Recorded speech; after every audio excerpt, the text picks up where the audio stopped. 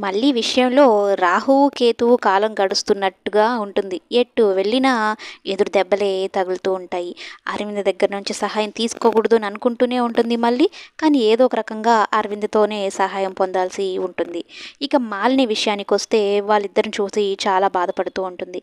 అరవింద్‌ని మల్లితో కలవద్దు అని చెప్తున్నా కూడా ఏదో ఒక పరిస్థితుల ప్రభావం వల్ల మల్లిని కలవాల్సి వస్తూ ఉంటుంది అరవింద్‌కి. ఇక వాళ్ళిద్దరిని తప్పుగా అర్థం చేసుకుంటూ ఉంటుంది మాలిని. ఇక డబ్బు సహాయం చేయబోతాడు మళ్ళీ పరిస్థితిని చూసి అరవింద్.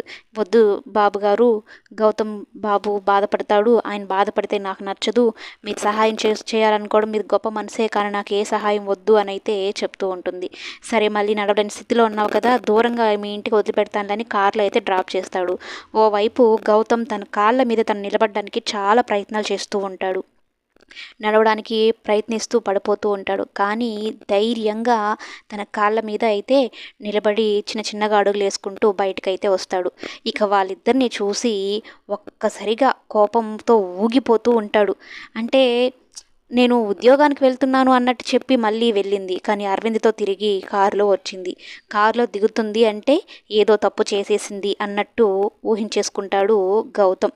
ఇక ఇంట్లోకి రాగానే గౌతమ్ చూసి మళ్ళీ చాలా సంతోషపడుతుంది. ఒక్కడే లేచి నిలబడ్డాడు. చాలా సంతోషంగా ఉందండి అని అయితే అంటూ ఉంటే, ఇక మళ్ళీ ముట్టుకుంటేనే గౌతమ్‌కి కోపం వచ్చి విసిరి కొట్టేస్తాడనమాట. ఇక ఎక్కడికెళ్ళావే? పగలే అనుకుంటే రాత్రులు ఇట్లనే తిరిగేసి వస్తున్నావా నువ్వు అన్నట్టు మాట్లాడుతూ ఉంటాడు. ఇంకా మళ్ళీకి కోపం వస్తుంది. ఎంతసేపని కామ్గా ఉంటుంది? చెయ్యని తప్పు నీ చేసావు అంటే ఎవరికైనా కోపం వస్తుంది కదా.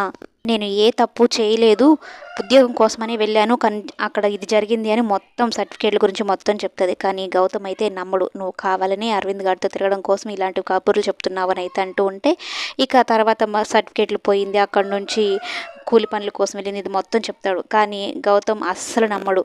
ఇక మళ్ళీని కొట్టేంత స్థితికి అయితే వెళ్ళిపోయి కొట్టడానికి వెళ్ళి కింద పడిపోతాడు.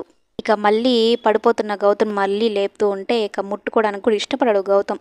ఇక చెప్తుంది వాళ్ళ అత్తకి గౌతమ్కి ఇద్దరు కలిపి చెప్తుంది, నేను ఏ తప్పు చేయలేదు, ఆయన కేవలం సహాయం చేయాలనే చూస్తున్నాడు, అంతకు మించి మా ఇద్దరి మధ్యన ఏ సంబంధం లేదు, మీరు మనసును పాడు చేసుకొని నన్ను మానసికంగా వేధించకండి అనేది చెప్పి గట్టి వార్నింగే ఇచ్చినట్టుగా ఉంటుంది.